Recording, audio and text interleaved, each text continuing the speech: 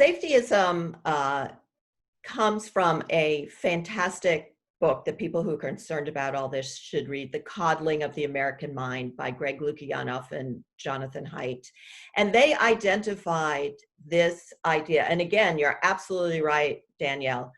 Campuses are the laboratory. Mm-hmm. And those of us who've been writing about stuff going on at campuses, years ago, people used to say, okay, those crazy kids and their crazy professors, they're going to come out in the real world and the real world's going to punch them in the face. Yeah. And we've been saying, no, they're going to punch you in the face.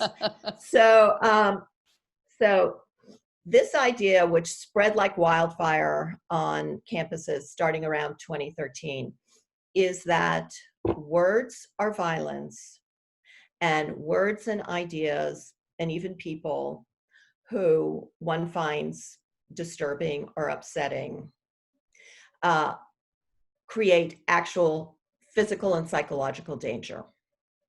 And this is now, it used to be, what are they talking about? Now we all know what that means.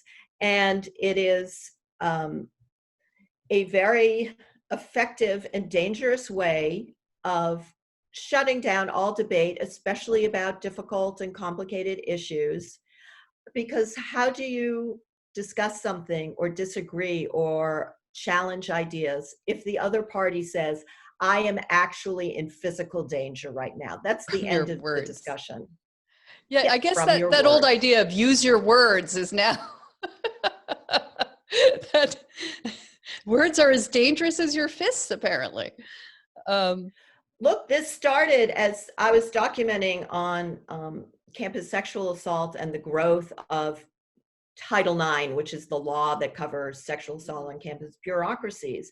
And there are many documents which explicitly said unwanted words are sexual violence. Yeah.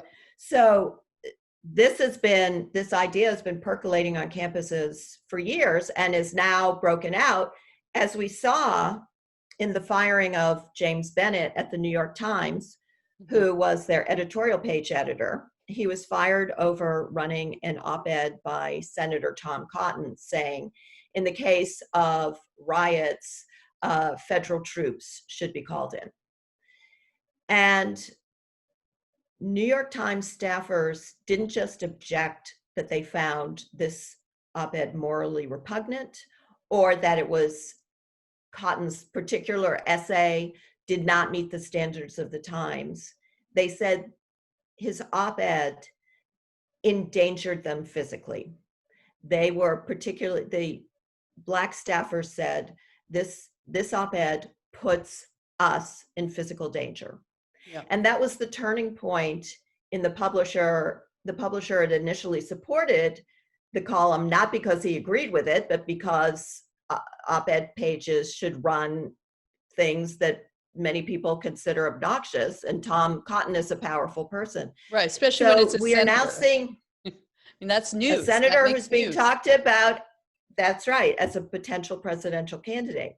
So it was very interesting to see this idea now come into the workplace full bore. And, one of the things I want to say is, we've got to roll that back, because we have to be able to talk about difficult things without saying this can't be discussed because I'm in danger.